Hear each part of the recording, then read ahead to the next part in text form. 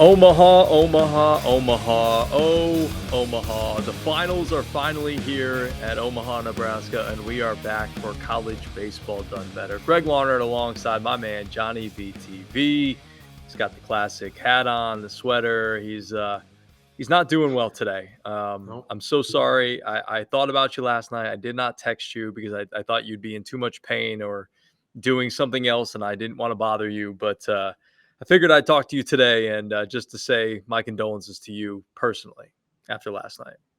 Yeah, it's a difficult time for me right now.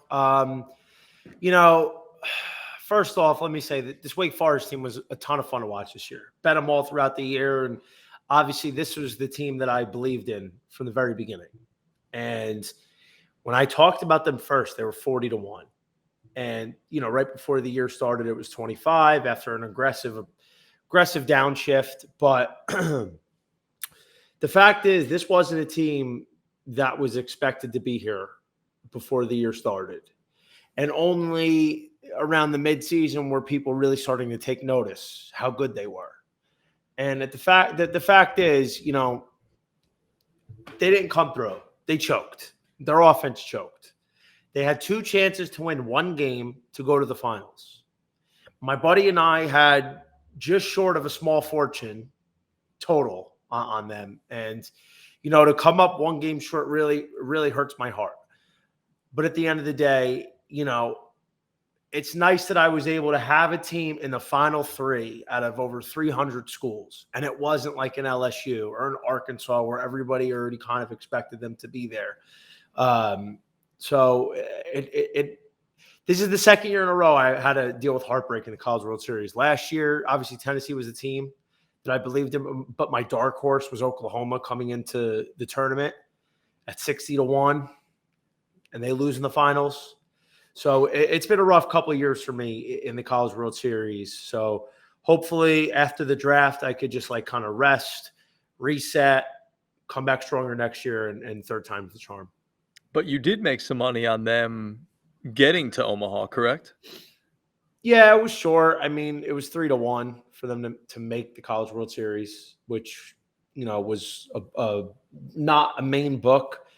But, it wasn't anything crazy. And I'm hurting right now, Greg. I'm really upset. We're right there, fumbled the bag big time, so many chances. And, at the end of the day, you can't blame Wake Forest pitching. Like Kendall Minacci, their closer, first pitch, I think he just tried to get me or get a quick get me over to get ahead real quick. And, as an aggressive as hitter as Tommy White is, he's sitting ready for that pitch, ready for a mistake. But that's the thing, like he was looking for a fastball, and that's how good Tommy Tanks is, that he even hanging a slider was able to keep his bat through the zone enough to hit it out. I mean, that's how good that dude is. Well, he absolutely is. But at the same time, Minacci, it was so bad of a slider, it almost looked like a fastball. It was flat. It stayed on the same plane. It was a helicopter. It was a helicopter. Exactly. It stayed, but more importantly, it stayed on the same plane as where I think the fastball was going to be. So it didn't have a lot of movement. It was flat and it was in the middle of the zone.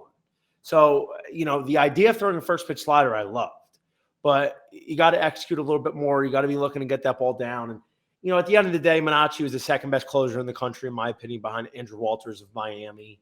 He had an unreal year, but if you're Wake Forest, you can't fault their pitching. They went 10 scoreless innings against arguably the best offense in the nation. And your lineup couldn't get you one run. They scored pretty much 2 runs in the last 20 innings. It's not on the pitching. Rhett Lauder, fantastic. He answered the call. He did absolutely everything he was asked for and more. Had to match Paul Skeens, just the mental pressure that as a pitcher, you have a titan on the other side that's not going to give up a lot of runs, especially to an offense that's struggling the way Wake Forest was. And he went out there and he delivered.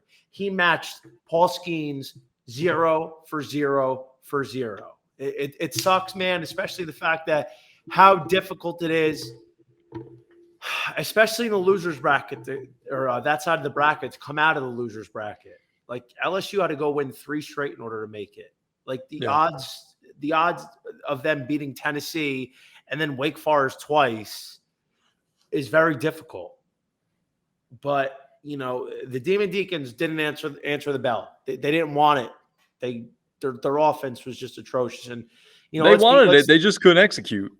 Let's call it what it is, though. Tom Walters was horrible. He made so many bad coaching decisions. Like, he's never been in that big moment, and he choked big time as well. So, and I said this. I said this in the first game, or I said the second game, not last night, the one before that. He went Seth Keener, who, by the way, is one of their prime relievers. He's not a starter. He's a guy that started getting some starts late in the year. He goes with the righty to close it out instead of Sean Sullivan, a lefty who was the Saturday guy for most of the year.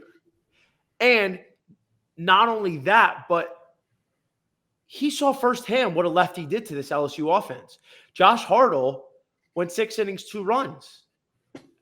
And you have a lefty ready to go, and you don't use him.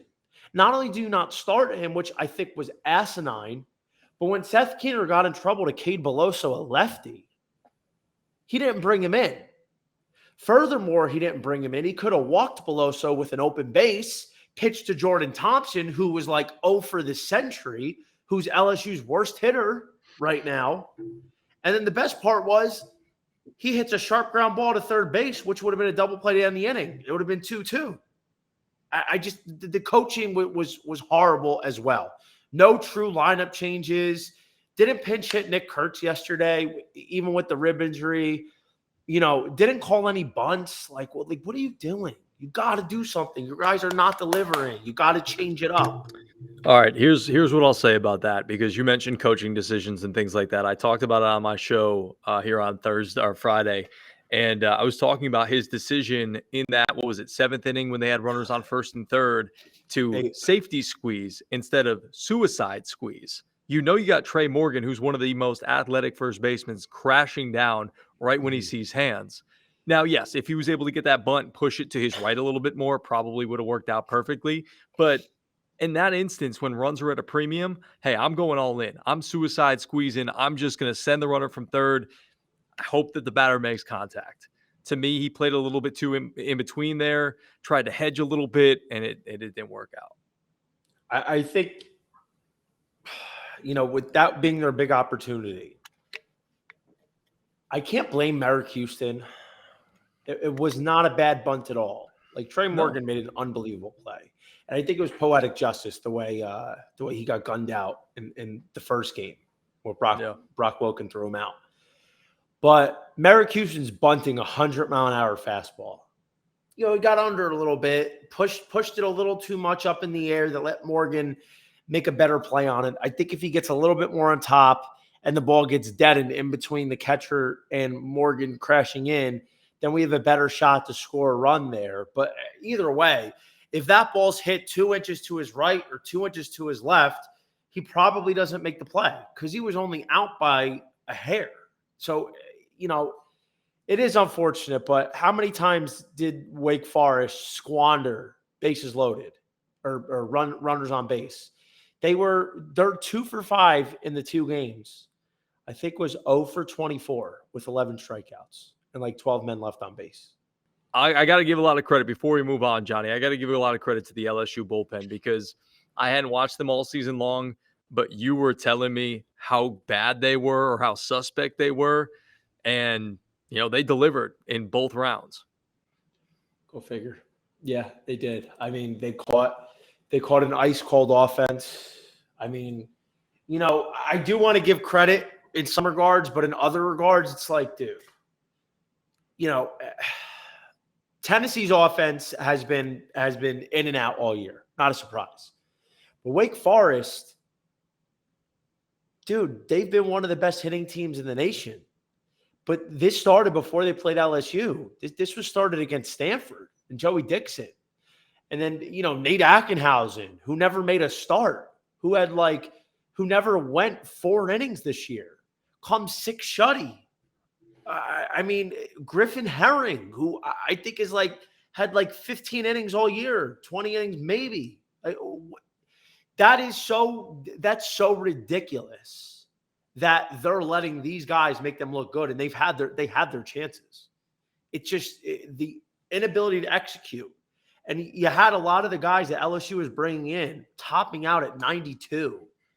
And the off speed wasn't great. You had a couple guys come in with some decent sliders, but they tried to hit a home run every play. No real approach. Just decided putting the ball in play or shooting it the other way was no good. And I don't really know what else to say. That's what they tried to do. They thought if you didn't hit a home run, it's not good. It doesn't count. So, I mean, yeah, give them credit. They came in. It's kind of ironic considering LSU and Florida were two of the weaker bullpens, in my opinion. And, with some luck, they ended up being pretty strong. So, I mean, for me personally, futures-wise, I learned a valuable lesson this year. Despite if a team has a glaring weakness, but the rest of it is pretty good, it's definitely worth a shot depending on the price because matchups, teams choke, anything can happen. So, I mean, it's definitely a good note for me going into next year. All right, before we move on to the championship series between LSU and Florida, do want to tell you guys, Fantasy Alarm Fantasy Football Draft Guide, all sports subscription. Let's talk about it. The Fantasy Alarm Fantasy Football Draft Guide is now available. Your cheat sheet plus one-stop shop for dominating your drafts, authored by proven fantasy winners, can help you with dynasty leagues, redraft leagues, best ball, and so much more. You can purchase that for $26.99, the low price of $26.99. I mean, you can't really put a price on winning a fantasy championship, but you can also get it free with a monthly or annual all-pro subscription to Fantasy Alarm. Start your free 7-day trial of Fantasy Alarm All-Pro and get immediate free access to the draft guide. Go to fantasyalarm.com. All right, well, Johnny, let's talk a little bit about Florida before we go into this matchup. They didn't have to get to the if necessary game against TCU. They took care of them in that first game. And as you mentioned, they're the big winner of this game last night because they just sort of got set back and got their pitching all lined up. They got a little extra days of rest, couple days of rest yesterday and today. So tell me a little bit about Florida and how they got to the finals. Yeah, Florida definitely got the easier side of the bracket. Sometimes that's what it takes. I mean, you look at a team like Ole Miss last year, they had a cakewalk. They didn't have to face the big boys. They didn't have to face Tennessee, Texas, Notre Dame, Oklahoma. Well, Oklahoma in the finals, but a lot of these teams they got to avoid, even at Stanford. They didn't even play Stanford on that side of the bracket last year. Now, Florida, I wouldn't say had an easy path because TCU was red hot and they just were fighting down to the end. Oral Roberts, I mean, we're not going to compare Oral Roberts to Wake Forest or LSU per se, but they're a really tough team. So those games went down to the wire. But Florida ultimately gets the easier of the two sides, goes to the finals. It's not saying this team isn't unreal. I mean, I've mentioned Florida a lot on different podcasts this year, especially at the beginning. I loved their DNA. They had really good starting pitchers all year. They had superstars in the lineup. This is a team that hits taters. They get strikeouts. And, they do it in a way that can just compound and make a team really struggle under that pressure. And obviously, the bullpen was a big concern this year. It's been primarily good as of late. So I think the Gators now, as we talked about being the big winner, not only do they get more rest than LSU, now they're probably not going to have to face Paul Skeens, which is a gigantic win. So their regular rotation should proceed as normal in a regular weekend. Saturday, I would imagine it's Sproat. Sunday, I would imagine it's Hurston Waldrop. And Monday, I would think it's Jack Caggs once again. And the fact is, the way LSU has been hitting, if that continues, I just don't know if their pitching is going to come through once again, because Florida's offense, while it hasn't been exactly what we've seen throughout the year, it has been probably the best out of any of the remaining teams. It has but they've been also had the easier side of the bracket, so there's that as well. They haven't had to face the type of pitching that Florida or LSU They did. has. They haven't faced a Wake Forest pitching, and luckily for them, they won't. Tennessee. But the LSU and the Tennessee pitching, the LSU pitching, though, without Skeens is a total wild card. Now you're going to be like, oh, well, look what they just did to get here. Yeah, but like Wake Forest choked of epic proportions. And yeah, give them credit. But I mean, in my opinion, I still don't think they're that good, that pitching. Skeens is the equalizer. And now without him, you know, I would think this offense really, really steps it up a little bit more. Ultimately here, I think, you know, guys like Wyatt Langford, Jack Haggs, Rivera, who's been red hot, they're going to step up and shine and probably be able to score a little bit of runs here. And now the question is, are guys like Brandon Sproat and Hurston Waldrop going to continue their dominance? Sproat's working on 4 straight quality starts. He really looks locked in. The walks have been held down 2 or 3. You know, the strikeouts are always there. These are power pitchers, and sometimes, you know, things can get away from them with the home run ball or the walks, but that has not been the case. And the reason why their pitching has been so good is because their starters primarily have been giving them length, which makes the bullpen only have to go get 2 or 3 innings. So, in my opinion, I think Florida has a tremendous advantage. They've been a little bit hotter. They have the better starting pitching. I think they have the better bullpen. And they're on another day's rest than what LSU is. So, for my money, I think I like Florida at -110 to win the series. And that all starts with game 1, where you could take them at -120. I think predominantly that's continued to going to be a lower scoring game. Just based off what we've seen, we have not really seen many overs. The wind is something crazy, but the pitching has also been outrageous as well. So I'd probably say Florida -120. And I think the 10 is a fair under, but there are 10.5s out there. I would take the under. So in my prediction, I would say it's Brandon Sproat v. Ty Floyd, game 1. I think Florida takes game 1. And if they get up, they're going to have to face Hurston Waldrop, who's been an absolute murder rampage, striking out every single batter he's facing. A guy who I've said for weeks, nobody has improved his draft stock more than Waldrop. This guy went from a mid-20s. Now maybe he's pushing the top 10. And if he goes out there on Sunday, has like 6 or 7 innings of 2-run balls, strikes out 12, dude, we might see Waldrop's name called in the top 10.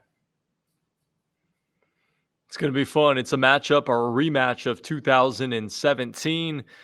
Should be a good one, as Johnny just sort of laid out. We've got the numbers there in terms of LSU, Florida, the run line. Did you mention the run line? I heard the over-under as well. The run line -1.5 towards LSU's favor, which I'm kind of surprised about. No, they're getting 1.5. Oh, no, it's not. It's the other way around. Yeah, I mean, listen, I would probably say if you want to take a stab on the run line, even the home run line, Florida at +145 is not bad for that kind of value. I think this is Florida's time, to be honest. I mean, listen, I've been doubting LSU because they're pitching with guys not named Skeens, so maybe they continue to prove me wrong. Yeah. But I mean, you look they're at going to need to. If you they look at it don't, on they're paper, not winning the championship. Yeah, like you look at it on paper, the Florida and LSU lineup is almost even. Like maybe because of depth, you give a little bit more to LSU, not much. But the pitching, starting pitching mainly, is such a big advantage in favor of the Gators.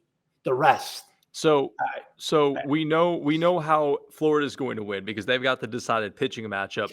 How does LSU win this thing? How do they, in your opinion, defy the odds without Paul Skeens, who, you know, if they get to Monday, might throw a couple of innings, if that, but, you know, it's still a little iffy at that point. But how do they defy the odds? How did they go about winning this thing, in your opinion? So I think if you're LSU, you have to just continue to get this kind of performances from your pitchers. You have to be able to keep them off balance, keep them off base. You have to come up in the key moments when you have guys on. How do you keep them from scoring? And I think that's just what they've been doing right now, and you have to continue to do that. But as a hitter, and this is important, and this offense is capable, obviously. against these power pitchers, you have to keep making them throw. You have to get their pitch counts up. You want them out. You want them out by the 6th inning, the latest. You want Sproat to be at 90 pitches after 5 or 85 pitches after 5. So maybe he only goes 6 innings.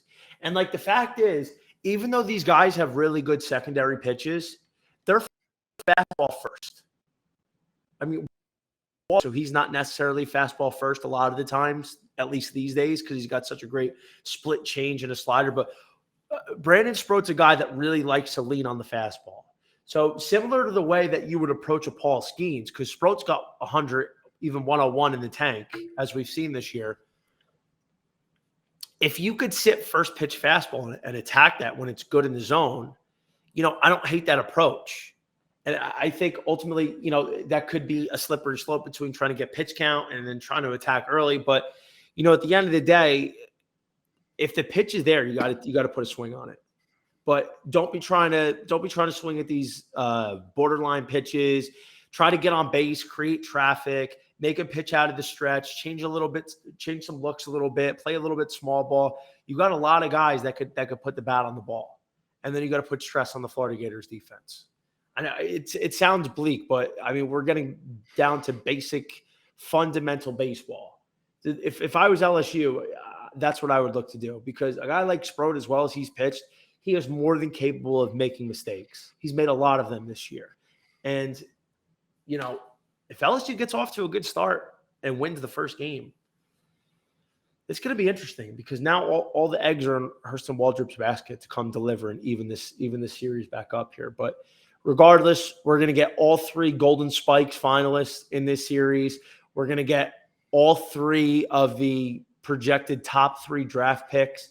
This is star power, first round, all across the board. We're going to have 2 top 10 picks in next year's draft with Cags and Tommy White.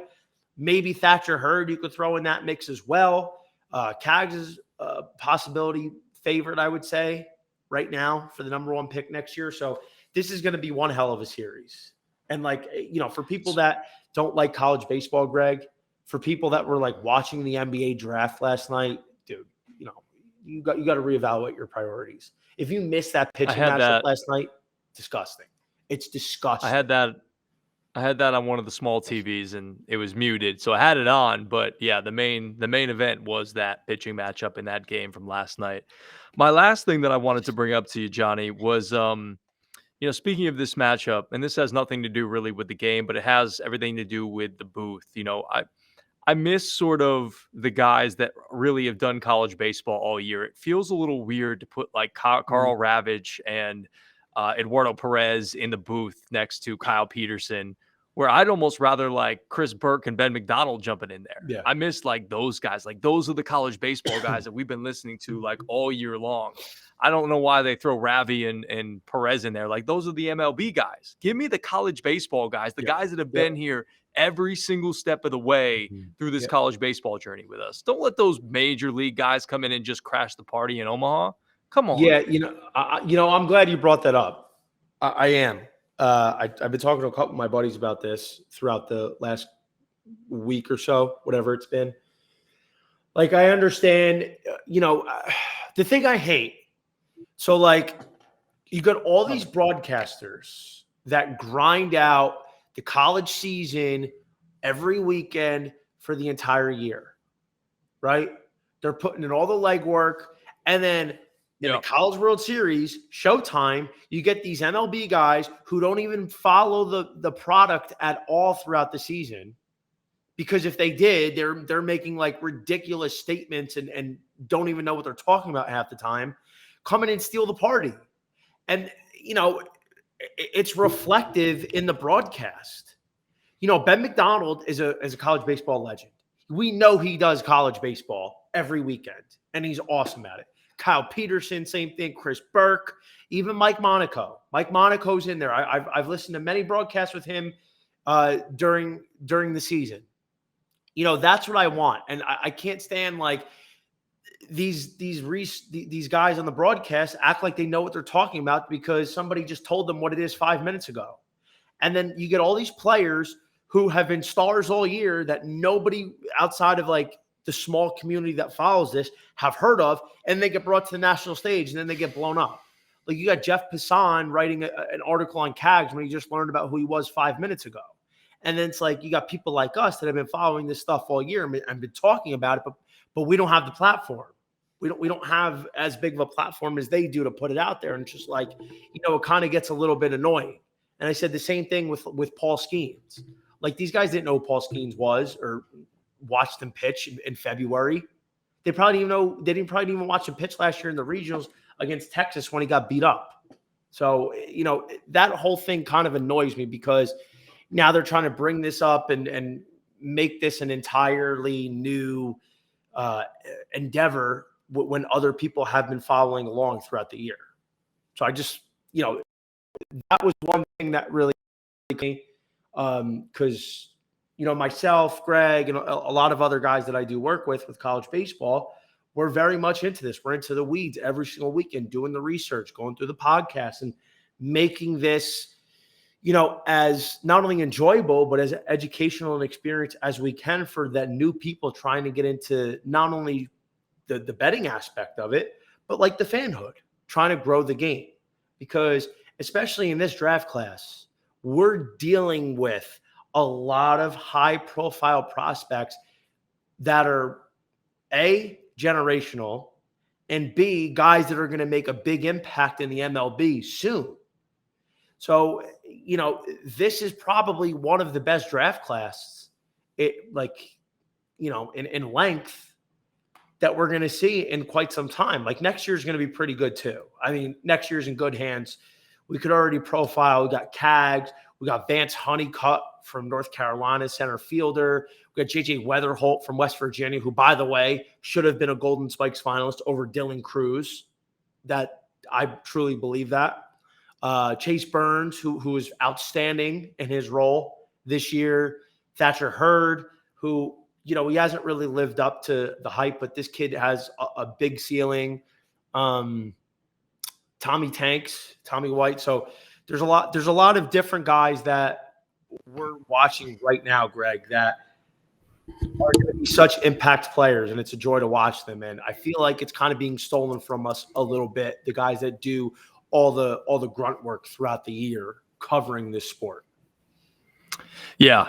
Sorry, I kind of got cut out there for a little bit, but I'm a little disappointed. I missed your epic rant on the broadcasters and whatnot, because it's something I've been thinking about, and I felt like you were probably thinking the same thing. So, it is what it is, and ESPN's going to do what they want to do. But this final championship series between LSU and Florida, it starts on Saturday, ESPN, 7:00 Eastern Standard Time.